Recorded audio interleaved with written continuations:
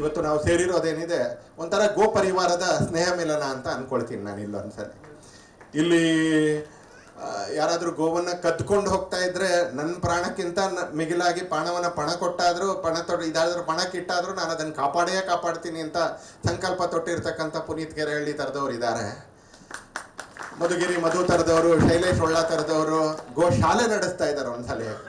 ಯಾಕೆ ಹೇಳ್ತೀನಿ ಇದನ್ನ ಅಂತ ಕೇಳಿದ್ರೆ, ಸಂಸ್ಕೃತದಲ್ಲಿ ಒಂದು ವಾಕ್ಯ ಇದೆ, ಯುದ್ಧಸ್ಯ ವಾರ್ತಾ ರಮ್ಯ ಅಂತ ಒಂದು ವಾಕ್ಯ ಇದೆ. ಒಂದ್ಸಲಿ ಸಮಾಜದ ಕೆಲಸ ಇದೆಲ್ಲ ಕೇಳ್ತಾ ಇರಬೇಕಾದ್ರೆ ಭಾಳ ಖುಷಿ ಆಗುತ್ತೆ ನಮ್ಗೆ. ಆಪರೇಷನ್ ಸಿಂಧೂರ್ ನಡೀತಾ ಇರಬೇಕಾದ್ರೆ ಸಾಯಂಕಾಲ 5:30 ನಾವು ಸ್ಥಗಿತಗೊಳಿಸ್ತೀವಿ ಅಂತ ಹೇಳಿದಾಗ ನನ್ನನ್ನು ಸೇರ್ಕೊಂಡಾಗ ಅನೇಕ ಸೋಷಿಯಲ್ ಮೀಡಿಯಾ ವೀರರು ನನಗೊಂದು ಸಂಘಟನೆ ಜವಾಬ್ದಾರಿ ಇದ್ದಿದ್ದರಿಂದ ಟೈಪ್ ಮಾಡಲಿಲ್ಲ ನಾನು ಸೋಷಿಯಲ್ ಮೀಡಿಯಾದಲ್ಲಿ.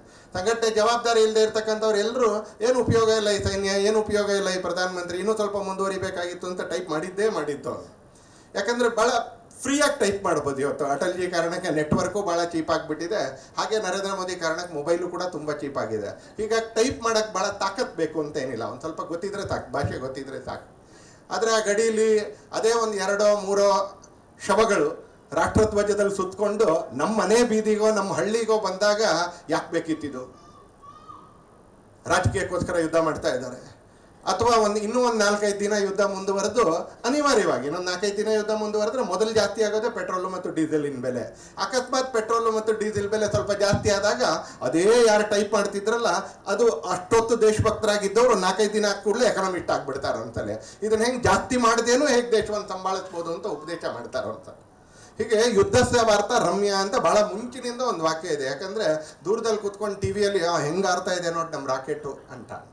ಆ ಹಾರಿಸೋನು ಧೂಳಿನಲ್ಲಿ ಏನು ಮುಳುಗ್ತಾನೆ ಅಲ್ಲಿಂದ ಹಿಡಿದು ಹಾರಿಸಿದ ಕ್ಷಣಕ್ಕೆ ಇವತ್ತಿನ ತಂತ್ರಜ್ಞಾನದಲ್ಲಿ ನಾನೆಲ್ಲಿ ನಿಂತಿದ್ದೀನಿ ಅನ್ನೋ ಲ್ಯಾಟಿಟ್ಯೂಡು ಲಾಂಜಿಟ್ಯೂಡು ಎದುರಾಳಿಗೂ ಕೂಡ ಗೊತ್ತಾಗಿರುತ್ತೆ. ನಾನು ನನ್ನ ಜಾಗ ಬದಲಾಯಿಸಬೇಕು, ನನ್ನ ಜಾಗ ಬದಲಾಯಿಸೋಕ್ಕೆ ಕೆಲವೇ ಸೆಕೆಂಡ್ ಇರೋದು. ಅಕಸ್ಮಾತ್ ಬದಲಾಯಿಸಿದೆ ನಾನು ಹಿಂಗೆ ಆನಂದ ಪಡ್ತಾ ಇದ್ರೆ ವಾಪಸ್ ಒಂದು ಕ್ಷಿಪಣಿ ಅದು ಬಂದು ನನ್ನ ನೋಡಿಯುತ್ತೆ ಅನ್ನೋ ಅರಿವು ನಮ್ಗೆ ಇಲ್ಲಿ ಟೈಪ್ ಮಾಡೋರ್ಗೆ ಅನೇಕ ಸಲ ಗೊತ್ತಾಗಲ್ಲ. ಹಾಗಾಗಿ ಆ ವಾಕ್ಯ ಉಟ್ಕೊಂಡಿರ್ತಕ್ಕಂಥದ್ದು ಯುದ್ಧಸ್ಯ ವಾರ್ತಾ ರಮ್ಯ ಅಂತ. ನನಗೆ ಪುನೀತ್ ಕೆರೆಹಳ್ಳಿಗೆ ಮದುವೆ ಆಗಿದೆಯೋ ಇಲ್ವೋ ಅಂತ ಗೊತ್ತಿಲ್ಲ ನನಗೆ. ಒಂದ್ಸಲಿ ಶೈಲೇಶ್ ಒಳ್ಳೆ ಅವ್ರಿಗೆ ಕೇಳಿದೆ ಅನ್ಸಲೆ, ಅದೇನದು ಆಸಕ್ತಿ ವಿಷಯ ಅಲ್ಲ, ಒಂದು ವಾಕ್ಯಕ್ಕೋಸ್ಕರ ಕೇಳಿದೆ ನಾನು. ಶೈಲೇಶ್ ಒಳ್ಳ ಥರದವ್ರನ್ನ, ಹನುಮಂತರಾವ್ ಮಳಲಿ ಥರದವ್ರನ್ನ ಭಾಳ ಖುಷಿ ಆಗುತ್ತೆ ನಮ್ಗೆ ಅವ್ರನ್ನ ನೋಡಿದಾಗ. ಅವ್ರನ್ನ ಕಟ್ಕೊಂಡಿರೋರು ತಾಪತ್ರಯ ನೋಡಿದ್ರೆ ನಮ್ಗೆ ಅಂದಾಜು ಆಗಬೇಕು ಅನ್ಸಲೆ. ನಮ್ಮಲ್ಲಿ ಅನೇಕರು ರಜೆಗಳಲ್ಲಿ ಗೋವಾಕ್ಕೆ ಹೋಗಿದ್ದೀವಿ, ನಮ್ಮಲ್ಲಿ ಅನೇಕರು ರಾಜ್ಯದಲ್ಲಿ ನಾವು ಡೆಹ್ರಾಡೂನ್ಗೆ ಹೋಗಿದ್ದೀವಿ, ನಮ್ಮಲ್ಲಿ ಅನೇಕರು ರಾಜ್ಯದಲ್ಲಿ ಸಿಕ್ಕಿಂಗೆ ಹೋಗಿದ್ದೀವಿ, ಅರುಣಾಚಲ್ ಪ್ರದೇಶದಲ್ಲಿ ಹೋಗಿದ್ದೀವಿ. ಕಳೆದ 9 ವರ್ಷದಲ್ಲಿ ಗೋಶಾಲೆ ಆದಮೇಲೆ ಗೊತ್ತಿಲ್ಲ ನನಗೆ, ನಾನೇನು ವೆರಿಫೈ ಮಾಡಿಲ್ಲ. ಬಹುಶಃ ಶೈಲೇಶ್ ಒಳ್ಳ ಅವರ ಮನೆಯವರು ಗೀತಾ ಅವರಿಗೆ ರಾಜ್ಯದಲ್ಲಿ ಎಲ್ಲಿಗೆ ಹೋಗೋದು ಟ್ರಿಪ್ಪು ಅಂತ ಕೇಳಿದ್ರೆ ಉಳಿದವರೆಲ್ಲರೂ ಗೋವಾಕ್ಕೆ ಹೋದರೆ ಅವ್ರು ಶೃಂಗೇರಿಯಲ್ಲಿ ಕೊಪ್ಪದಲ್ಲಿ ಗೋಶಾಲೆಗೆ ಹೋಗ್ತಾರೆ ಅಂತ. ಅವ್ರಿಗೆ ಗೊತ್ತಿದ್ರೆ ಕಷ್ಟ ಏನು ಅಂತ. ಪ್ರತಿ ತಿಂಗಳು ಹುಲ್ಲಿಗೆ ಹಣ ಕೊಡಬೇಕು ಅಂತ ಹೇಳಿದಾಗ ಅವತ್ತು ಶೈಲೇಶ್ ಒಳ್ಳ ಎಷ್ಟು ಚೆನ್ನಾಗಿ ಮಾತಾಡಿದ್ರು. ಇವತ್ತು ಶೈಲೇಶ್ ಒಳ್ಳ ಪುಸ್ತಕ ಎಷ್ಟೊಂದು ಬರೆದಿದ್ದಾರೆ ಅಂತ ಖುಷಿಯಲ್ಲಿರ್ತಕ್ಕಂಥ ನಮಗೆ ಶೈಲೇಶ್ ಒಳ್ಳ ಪ್ರತಿ ತಿಂಗಳು ಹುಲ್ಲಿಗೆ ಅಂತ ಹಣ ಕೊಡಬೇಕಾದಾಗ ಅವಾಗ ಏನು ಕಚ್ಚುತ್ತೆ, ಎಷ್ಟು ಸಮಸ್ಯೆ ಆಗುತ್ತೆ ಅನ್ನೋದು ನಮ್ಗೆ ಅನೇಕ ಸಲ ಗೊತ್ತಾಗೋದಿಲ್ಲ ಅನ್ಸಲಿ. ಆ ಥರದ ಮಧುಗಿರಿ ಮಧು ಇಲ್ಲಿದ್ದಾರೆ, ಶೈಲೇಶ್ ಒಳ್ಳ ಇದ್ದಾರೆ, ಅವರುಗಳು ಕೂಡ ಇಲ್ಲಿದ್ದಾರೆ. ಗೋವನ್ನು ಒಂದು ಎಕನಾಮಿಕಲ್ ಪ್ರಾಣಿ ಅಲ್ಲ ಅನ್ಸಲಿ, ಎಕನಾಮಿಕಲಿ ವಯಬಲ್ ಮಾಡಬೇಕು ಅನ್ಸಲಿ. ಇಲ್ದಿದ್ರೆ ನಾವು ಏನು ಆದರ್ಶ ಹೇಳಿದ್ರು ಆಗಲ್ಲ ಇವತ್ತಿನ ಜಗತ್ತಲ್ಲಿ. ಯಾಕಂದ್ರೆ ಇಲ್ಲಿರೋ ಎಲ್ಲರೂ ಕೂಡ ಬೇಜಾರು ಮಾಡ್ಕೋಬೇಡಿ, we are ruled by economy ಅನ್ಸಲಿ. ಒಳಗೆ ನಿಮ್ಗೆ ಅಸ್ವಸ್ಥತೆ ಕ್ರಿಯೇಟ್ ಆದರೆ ಆಗಲಿ ಅನ್ನೋದಕ್ಕೋಸ್ಕರ ಇನ್ನೊಂದ್ಸಲಿ ಹೇಳ್ತೀನಿ, ವಿ ಆರ್ ಎಕನಾಮಿಕಲಿ ಅನಿಮಲ್ ಅಲ್ದಿದ್ರು we are become economically conscious ಅನ್ಸಲಿ. ಎಲ್ಲಿವರೆಗೆ ಗೋವನ್ನು ನಾವು ಸಾಯೋವರೆಗೆ ಅಲ್ದಿದ್ರು ಕಾಪಾಡ್ಕೊಳ್ಳೋಷ್ಟಾದರೂ ಅದು ಎಕನಾಮಿಕಲಿ ವಯಬಲ್ ಮಾಡೋದಿಲ್ವಾ ಅಲ್ಲಿವರೆಗೆ ಗೋ ಸಂರಕ್ಷಣೆ ಅನ್ನೋದು ಕಾನೂನಿಂದ ಮಾಡೋಕ್ಕಾಗೋದಿಲ್ಲ ಅಂತಲೇ. ಇದಕ್ಕೆ ಯಾರಿಗಾದ್ರೂ ಬೈಬೇಕು ಅಂತ ಅನ್ಸಿದ್ರೆ ಈಗಲೇ ಎದ್ದು ಬೈಬೋದು, ನನಗೇನು ತೊಂದರೆ ಇಲ್ಲ, ಈಗಲೇ ಎದ್ದು ಬೈಬೋದು ಅನ್ಸಲಿ. ಎಲ್ಲಿವರೆಗೆ ಎಕನಾಮಿಕಲಿ ಅದು ವಯಬಲ್ ಆಗೋದಿಲ್ವೋ ಬಹುತೇಕ ಸಾವಿನವರೆಗೆ ಅಲ್ಲಿವರೆಗೆ ನಮ್ಮ ರೈತ ಅದನ್ನು ಮಾರೋದನ್ನು ತಡೆಯೋಕ್ಕೆ ನಮ್ಮ ಕೈಲಿ ಯಾರಿಗೂ ಸಾಧ್ಯ ಇಲ್ಲ. ನಾವೇನು ಮಾಡ್ತೀವಿ ಅದೊಂದು ಸಿಂಬಾಲಿಕ್ ಆಗಿರ್ತಕ್ಕಂಥದ್ದು. 500 ದನಕ್ಕೆ, 100 ದನಕ್ಕೆ, 60 ದನಕ್ಕೆ, 80 ದನಕ್ಕೆ ನಾವು ಸಿಂಬಾಲಿಕ್ ಆಗಿ ಮಾಡ್ತಾ ಇರ್ತಕ್ಕಂಥದ್ದು. ಉತ್ತರ ಪ್ರದೇಶದ ಬೀದಿಗಳಲ್ಲಿ 8.5 ಲಕ್ಷ ಬೀಡಾಡಿ ದನಗಳು ಓಡಾಡ್ತಾ ಇದ್ದಾವೆ ಅಂತಾರೆ. 8.5 ಲಕ್ಷ ಬೀಡಾಡಿ ದನಗಳು. ಪ್ರತಿ ಚುನಾವಣೆ ಸಂದರ್ಭದಲ್ಲಿ ಅದೊಂದು ಚುನಾವಣೆ ಇಶ್ಯೂ ಅನ್ಸಲಿ. ಯಾವ ಸರ್ಕಾರ ಇರುತ್ತೋ ಅವ್ರ ಸರ್ಕಾರದ ಮೇಲೆ ಅನ್ಸಲಿ. ಇದಕ್ಕೆಲ್ಲ ಒಂದು ಕಡೆ ನಾವು ಉತ್ತರ ಕಂಡುಕೊಳ್ಬೇಕು. ಇದಕ್ಕೆ ಉತ್ತರ ಕಂಡುಕೊಳ್ಳಿಲ್ಲ ಅಂತ ಹೇಳಿದರೆ ಒಂದ್ಸಲಿ ನಾವು ಬರೀ ಆಶೀರ್ವಾದ ಮಾಡಿದ್ರೆ ಆಗ ನನ್ನ ಆಶೀರ್ವಾದ ಆಗೋದಿಲ್ಲ. ಒಂದ್ಸಲಿ ಆಶೀರ್ವಾದದಿಂದ ಮನಸ್ಸಿಗೆ ಒಂದು ನೆಮ್ಮದಿ ಸಿಗುತ್ತೆ, ಆದರೆ ಆಶೀರ್ವಾದದಿಂದ ಹುಲ್ಲು ಬರೋದಿಲ್ಲ, ಆಶೀರ್ವಾದದಿಂದ ಆ ಶೆಡ್ ಕಟ್ಟಕ್ಕೆ ಒಂದು ಹಣ ಬೇಕಲ್ಲ ಅದು ಬರೋದಿಲ್ಲ ಅನ್ಸಲಿ. ಹಾಗೆ ಗೋವನ್ನು ಎಕನಾಮಿಕಲಿ ವಯಬಲ್ ಮಾಡಬೇಕು ಯಾವಾಗಲೂ ಅಷ್ಟೇ ಅನ್ಸಲಿ. ಅಪ್ಪ ಅಮ್ಮನೇ ಬದುಕಿಡಿ ನಮಗೆ ಹೇಗೆ ದುಡ್ಡು ಕೊಡ್ತಾ ಇರೋಕ್ಕಾಗೋದಿಲ್ವೋ ಯಾವಾಗಲೂ ಒಂದ್ಸಲಿ ನಮ್ಮ ಕಾಲ ಮೇಲೆ ನಾವು ನಿಂತ್ಕೊಳ್ಬೇಕು. ನಮ್ಮ ಕಾಲ ಮೇಲೆ ನಾವು ನಿಂತ್ಕೊಳ್ಬೇಕು ಅಂತ ಇಲ್ಲದೇನೆ ಇದ್ದಂಥ ನಮ್ಮ ಸಮಾಜದಲ್ಲಿ ಇವತ್ತು ಹೆಣ್ಮಕ್ಳಿಗೂ ಅನ್ಸುತ್ತೋ ನಮ್ಮ ಕಾಲ ಮೇಲೆ ನಾವು ನಿಂತ್ಕೋಬೇಕು ಅಂತ.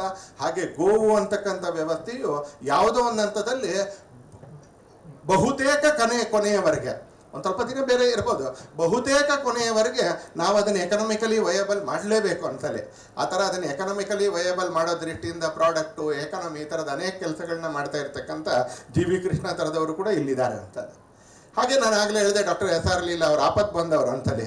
ಶೈಲೇಶ್ ಹೊಳ್ಳ ಅಂತವ್ರಿಗೆ ಇನ್ನೆಲ್ಲೂ ತಿರುಗಿ ನೋಡೋಕೆ ಇಲ್ಲದೆ ಇರಬೇಕಾದ್ರೆ ಎಲ್ಲಿ ತಿರುಗಿ ನೋಡಬೇಕು, ಸ್ವಾಗತಕ್ಕೆ ಮಾತ್ರ ಅಲ್ಲ ಎಲ್ಲದಕ್ಕೂ ಅಂತಲೇ. ಆ ಎಲ್ಲದಕ್ಕೂ ಅಂತ ನಾನೇನು ವಿವರಣೆ ಕೊಡೋಕೆ ಹೋಗೋದಿಲ್ಲ. ಆ ಥರದ ಆಪತ್ ಬಂದವರು ಎಸ್ ಆರ್ ಲೀಲಾ ಥರದವರು, ಇನ್ನು ಅನೇಕ ಜನ ಹಿತೈಷಿಗಳು ಕೂಡ ನೀವು ಇವತ್ತಿನ ಕಾರ್ಯಕ್ರಮದಲ್ಲಿದೆ. ಬೆಂಗಳೂರಿನಲ್ಲಿ ಈ ಥರದೊಂದು ಕಾರ್ಯಕ್ರಮ ಮಾಡೋದು ಎಷ್ಟು ಕಷ್ಟ ಅಂತ ಸದಾ ಕಾರ್ಯಕ್ರಮಗಳನ್ನ ಆಯೋಜನೆ ಮಾಡ್ತಕ್ಕಂಥ ನನಗೆ ಭಾಳ ಚೆನ್ನಾಗಿ ಗೊತ್ತು ಅಂತಲೇ. ಸಾಂಕೇತಿಕವಾಗಿ ಬಕ್ರೀದ್ ದಿನಾನೇ ಎಸ್ ಆರ್ ಲೀಲಾ ಅವರು ಸ್ವಲ್ಪ ಸಂಕೋಚದಿಂದ ಪೀಸ್ ಲವರ್ ಅಂತೆಲ್ಲ ಹೇಳಿದ್ದಾರೆ ಅಂತಲೇ. ಯಾವ ಸಂಕೋಚ ಇಲ್ಲದೆ ಹೇಳ್ತೀನಿ, ಸಾಂಕೇತಿಕವಾಗಿ ಇವತ್ತು ಬಕ್ರೀದ್ ದಿನಾನೇ ಈ ಕಾರ್ಯಕ್ರಮ ಮಾಡ್ತಾ ಇತ್ತು. ಯಾಕಂದರೆ ಗೋವು ಅಂತ ಹೇಳಿದ್ರೆ ಹಿಂದೂ, ಗೋವು ಅಂತ ಹೇಳಿದ್ರೆ ಭಾರತ, ಬೇಕು ಅಂತ ಅದನ್ನು ಕಡಿಬೇಕು ಅಂತ ಇವತ್ತು ಕಡಿಯಲಾಗುತ್ತೆ ಅಂತಲೇ. ಯಾಕಂದರೆ ಮಾಂಸಕ್ಕೆ ಗೋವೇ ಬೇಕು ಅಂತೇನಿಲ್ಲ, ಮಾಂಸಕ್ಕೆ ಇನ್ನೂ ಅನೇಕ ಪ್ರಾಣಿಗಳಿದ್ದಾವೆ ಅಂತಲೇ. ಯಾವುದು ಮನುಷ್ಯನ ಬದುಕಿನಲ್ಲಿ ಕೃತಜ್ಞತೆಯ ಭಾವವನ್ನು ನಿರ್ಮಾಣ ಮಾಡಿಲ್ವೋ ಅಂತ ಇನ್ನೂ ಅನೇಕ ಸಂಗತಿಗಳು ಮಾಂಸಕ್ಕೆ ಅದೇ ಜನಗಳು ಉಪಯೋಗಿಸ್ತಾರೆ ಅಂತಲೇ. ಆದರೆ ಬೇಕು ಅಂತ ಗೋವನ್ನು ಹತ್ಯೆ ಮಾಡ್ತಾರೆ. ಯಾಕಂದರೆ ಗೋವು ಅನ್ನೋದು ಭಾರತ, ಗೋವು ಅನ್ನೋದು ಹಿಂದೂ. ಅದಕ್ಕೆ ಗೋವು ಅನ್ನೋದು ಪ್ರಾಣಿ ಅಲ್ಲ. ಆಪರೇಷನ್ ಸಿಂಧೂರಿನಲ್ಲಿ 27 ಜನ ಏನು ಸತ್ರು, ಸಾಯಿಸಲಾಯಿತು, ಹತ್ಯೆ ಮಾಡಲಾಯಿತು. ಅವ್ರನ್ನ ಹತ್ಯೆ ಮಾಡಿದ್ದು ಒಂದೇ ಒಂದು ಕಾರಣಕ್ಕೆ, ಅವರು ಹಿಂದೂ ಮತ್ತು ಭಾರತೀಯ ಅನ್ನೋ ಕಾರಣಕ್ಕೋಸ್ಕರ. ಹುಡುಕಿ ಹೆಸರು ಕೇಳಿದರು. ಹೆಸರಿನಲ್ಲಿ ಸಂಶಯ ಬಂದರೆ ಕಲಿಮಾದ ಪಠಣ ಮಾಡಿ ಅಂತ ಹೇಳಿದ್ರು. ಕಲಿಮಾ ಪಟ್ಟಣದಲ್ಲೂ ಅಕಸ್ಮಾತ್ ಮೋಸ ಮಾಡ್ತಾರೆ ಅಂತ ಅಂಗಗಳನ್ನ ಪರೀಕ್ಷೆ ಮಾಡಿ ಅವ್ರನ್ನ ಕೊಲ್ಲಾಯಿತು. ವೈ ದೇವರ ಹಿಂದೂ ಸಹ ಅವರು ಹಿಂದೂ ಅನ್ನೋ ಕಾರಣಕ್ಕೋಸ್ಕರ ಹತ್ಯೆ ಆಯಿತು. ಹಾಗೆ ಗೋವು ಹತ್ಯೆ ಆಗೋದು ಮಾಂಸ ಅಂತಲ್ಲ. ತುಂಬ ಜನ ತರ್ಕ ಹಿಡಿತಾರೆ ನಮ್ಮವರು ಗೊತ್ತಿರ್ತಕ್ಕಂಥವ್ರು, ಇಲ್ಲ ಅದು ಸ್ವಲ್ಪ ಚೀಪ್ ಅಂತ ಅನ್ಸಲೆ. ನನಗೆ ಗೊತ್ತಿಲ್ಲ, ಮಾರ್ಕೆಟ್ ಗೊತ್ತಿರ್ತಕ್ಕಂಥವ್ರಿಗೆ ಅದು ಗೊತ್ತಿರುತ್ತೆ. ಅದು ಚೀಪ್ ಅಲ್ಲ ಅನ್ಸಲೆ. ತಿಳ್ಕೊಂಡು ಅನೇಕರ ಹತ್ರ ಕೇಳಿ ಹೇಳ್ತೀನಿ, ಅದು ಚೀಪಲ್ಲ, ಅದಕ್ಕಿಂತ ಚೀಪಾಗಿರ್ತಕ್ಕಂಥದ್ದಿದೆ. ಹಾಗಾದ್ರೆ ಗೋ ಅನ್ನೋ ಸಂಹಾರ ಯಾಕೆ ನಡೆಯುತ್ತೆ? ನೀವು ಇಲ್ಲಿ ಕೂತ್ಕೊಂಡಿರ್ತಕ್ಕಂಥವ್ರು ಹಿಂದೂಗಳು ಬೈ ಪ್ರಾಕ್ಟೀಸ್ ಹಿಂದೂಗಳು ಅಥವಾ ಬೈ ಫೈತ್ ಹಿಂದೂಗಳಾಗಿರ್ತಕ್ಕಂಥವ್ರು, ನೀವು ಅದನ್ನು ಆರಾಧಿಸ್ತೀರಿ ಅಂತಲೇ ಇವತ್ತು ಹತ್ಯೆ ನಡೆಯುತ್ತೆ ಅಂತ. ಬೇರೆ ಯಾವುದೇ ಕಾರಣಕ್ಕಲ್ಲ. ಅದು ರುಚಿಯಾಗಿರುತ್ತೆ, ಅದು ಚೀಪಾಗಿ ಸಿಗುತ್ತೆ, ಅದು ಎಲ್ಲಂದ್ರಲ್ಲಿ ಸಿಗುತ್ತೆ ಅಂತಲ್ಲ. ನೀವು ಆರಾಧನೆ ಮಾಡ್ತೀರಿ ಅಂತ ಹತ್ಯೆ ನಡೆಯುತ್ತೆ ಅನ್ಸಲ್ಲ. ಅದನ್ನು ರಕ್ಷಣೆ ಮಾಡೋಕ್ಕೆ ಅಂತ ಹೊರಟಾಗ ಎಲ್ಲೆಲ್ಲಿ ಕಡಿಯುತ್ತೆ ಅನ್ನೋದನ್ನ ಮಳಲಿ ಅವರು ಹೇಳಿದ್ರು. ಅಕಸ್ಮಾತ್ ತಿಳ್ಕೊಳ್ಬೇಕು ಅಂತ ಆಸಕ್ತಿ ಇದ್ರೆ ಪುನೀತ್ ಕೆರೆಹಳ್ಳಿ ಅವ್ರ ಹತ್ರ ಕೇಳಿ. ಇನ್ನೂ 4 ಜನ ಕಾರ್ಯಕರ್ತರು ಇದ್ದಾರೆ, ಏಕದಮ್ ಬಾಯಿಗೆ ನನಗೆ ಹೆಸರು ಬರ್ತಾ ಇಲ್ಲ, ಕ್ಷಮಿಸಿ ಒಂದ್ಸಲ, ಅಂಥವ್ರ ಹತ್ರ ಕೇಳಿ ಒಂದ್ಸಲ.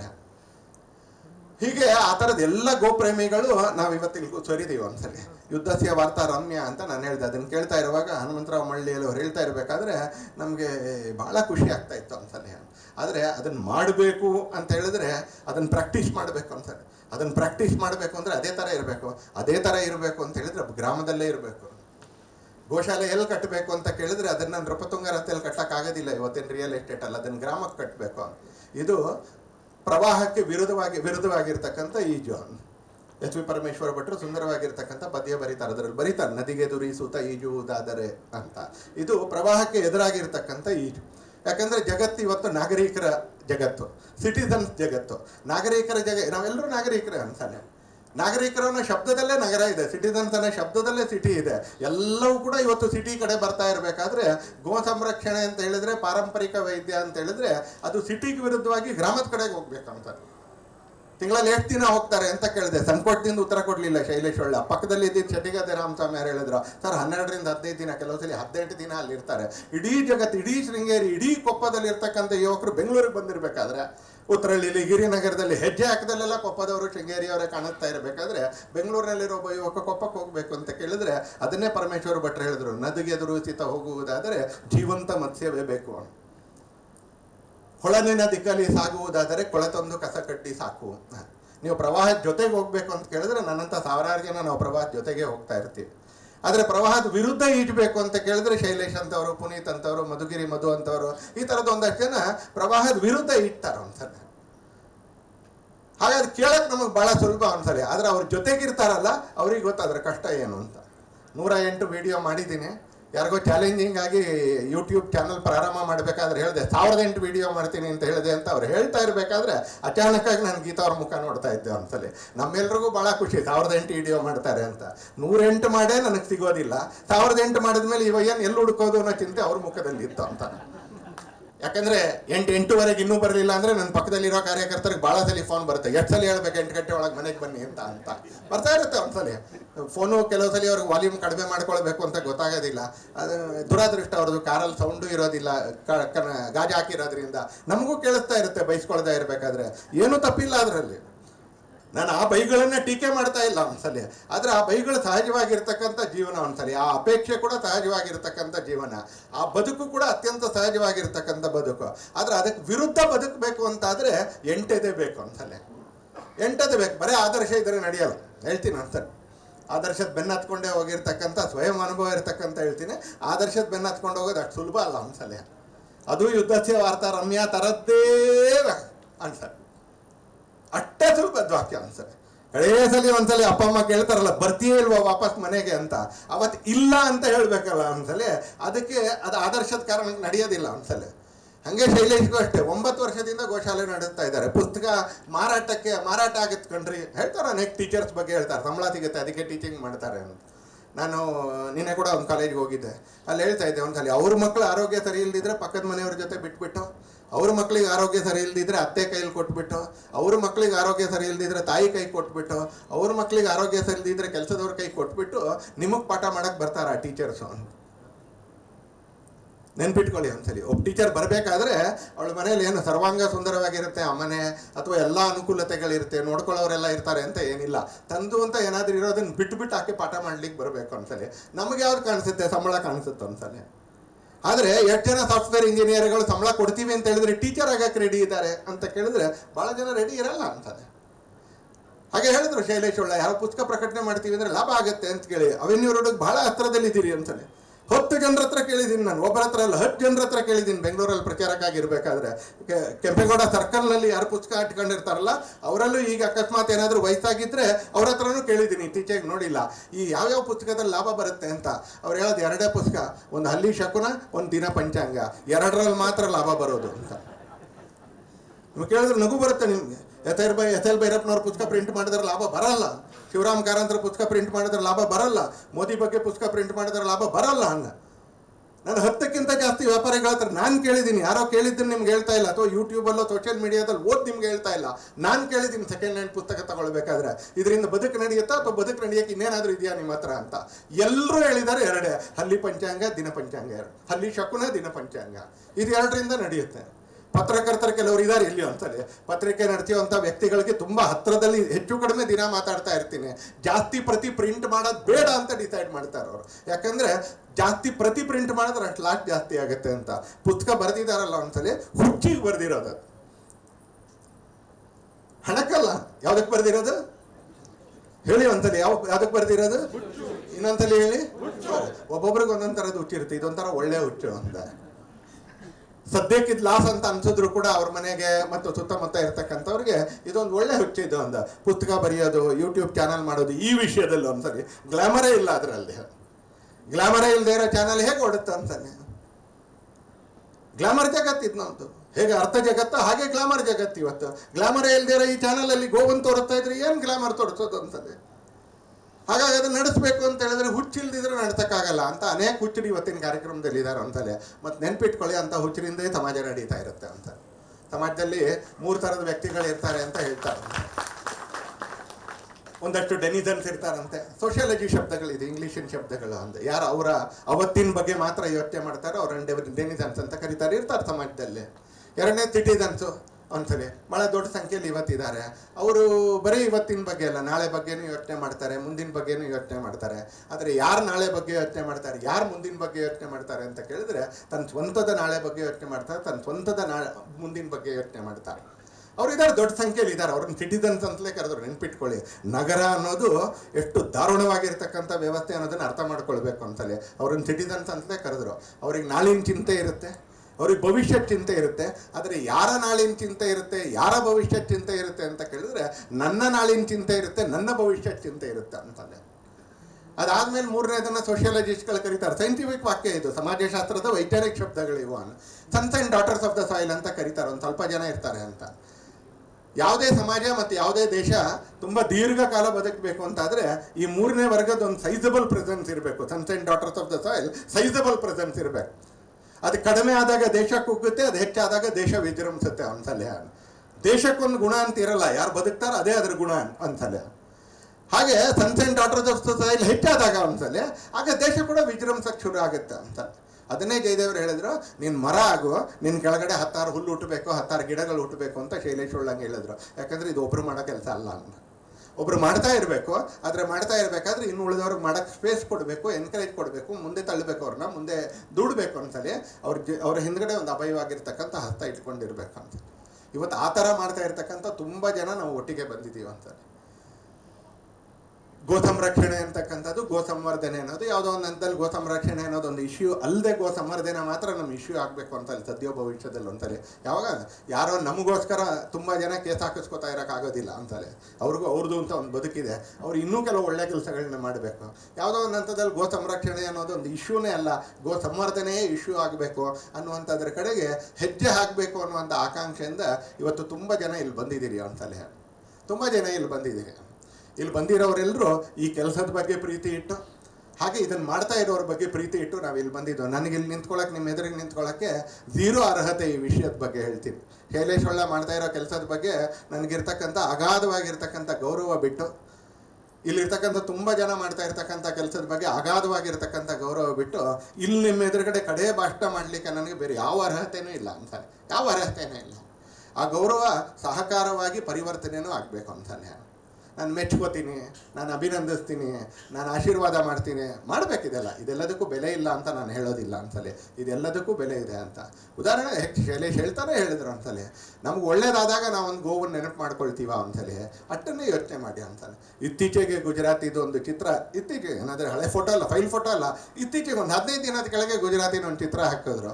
ಆ ಬರೋಡಾ ಜೈಪುರ್ ಎಕ್ಸ್ಪ್ರೆಸ್ ವೇನಲ್ಲಿ ಹತ್ರ ಒಂದು 600 ದನಗಳ ಜೊತೆ ಒಬ್ಬ ಹುಡುಗ ಎಂದಿನಂತೆ, ಆ ಸ್ಟೈಲ್ ಅದು ದನಕಾಯ ಹುಡುಗರ ಸ್ಟೈಲ್ ಅದು, ಆ ಕಡ್ಡಿನಿಂದ ಹಿಡ್ಕೊಂಡು ಒಂದು 600, ನಾನು ಕೌಂಟ್ ಮಾಡಿದ್ದೀನಿ 600, ನಾನು 600 ಅಂತ ಹೇಳ್ತಾ ಇರಬೇಕಾದ್ರೆ ಅದನ್ನು ಎನ್ಲಾರ್ಜ್ ಮಾಡಿ ಕೌಂಟ್ ಮಾಡಿದ್ದೀನಿ, ಇನ್ನೂ ಒಂದು ಸ್ವಲ್ಪ ಜಾಸ್ತಿ ಇರ್ಬೋದು. ಒಂದು 600 ದನಗಳ ಜೊತೆ ಆತ ಸಾಯಂಕಾಲ ಆಗಿದೆ ಮನೆಗೆ ಹೋಗ್ತಾ ಇದ್ದಾನೆ ಯಾವುದೋ ಗ್ರಾಮಕ್ಕೆ ಅಂತ.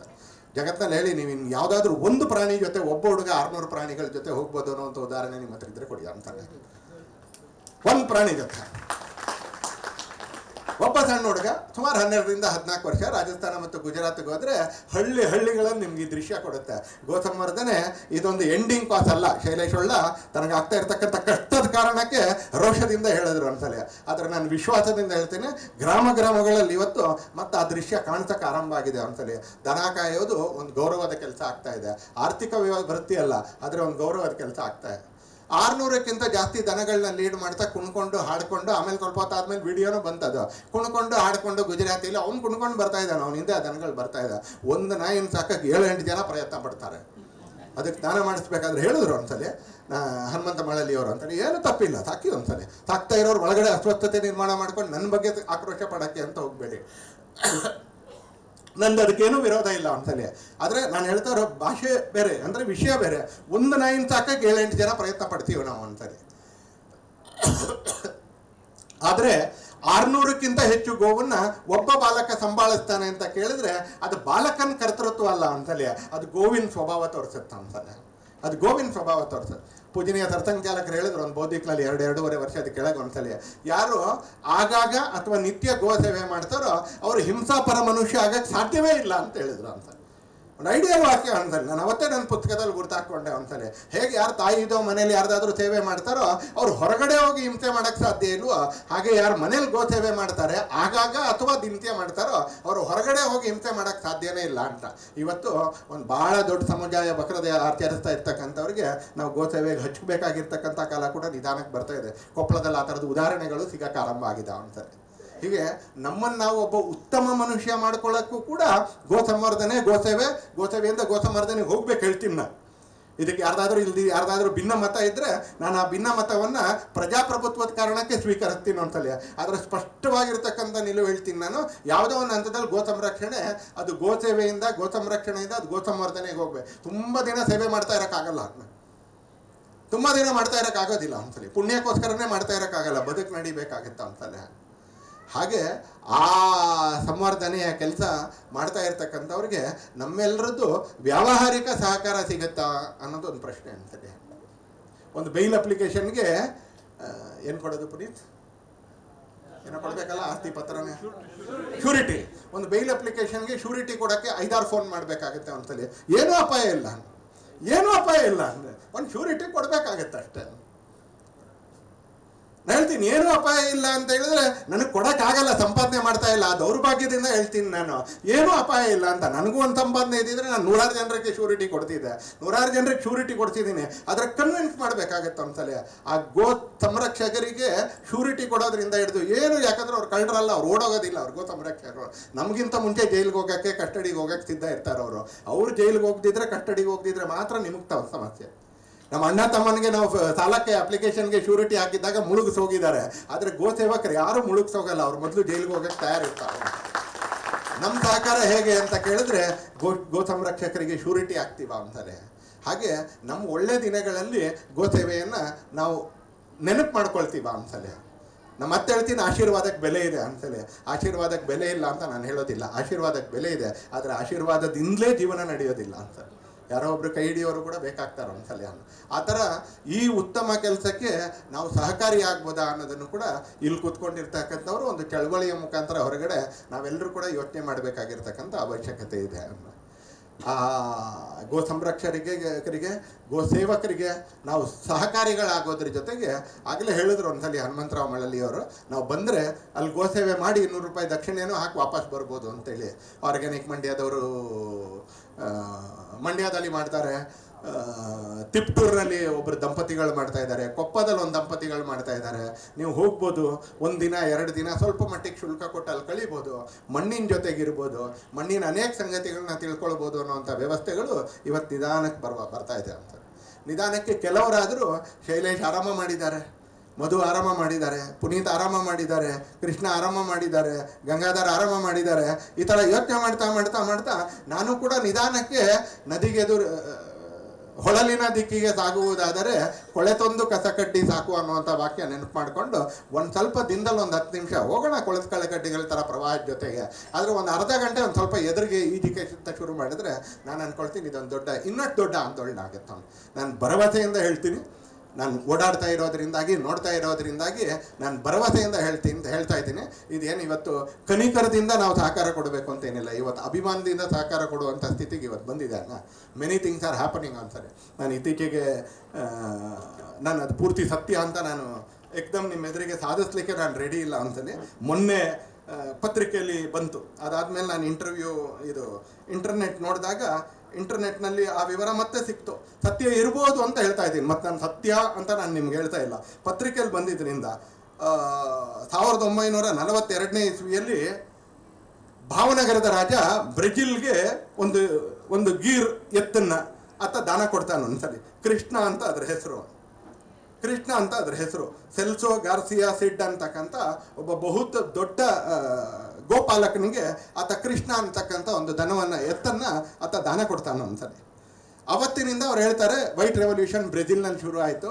ಇವತ್ತು ಆ ದಾಖಲೆ ಮತ್ತು ಪತ್ರಿಕೆಯ ಲೇಖನ ಹೇಳುತ್ತೆ, ಇವತ್ತು ಗೀರ್ ದನಗಳು ಬ್ರೆಜಿಲ್ನ 80% ಅಂತ. ಗೀರ್ ದನಗಳು ಇವತ್ತು 80%. 1942 ಕ್ಷಮಿಸಿ 1949ರಲ್ಲಿ ಭಾವನಗರದ ಮಹಾರಾಜ ಅವ್ರಿಗೆ ದಾನ ಕೊಡ್ತಾರೆ ಅಂತ ಆ ಕತೆ ಹೇಳುತ್ತೆ ಒಂದ್ಸಲ.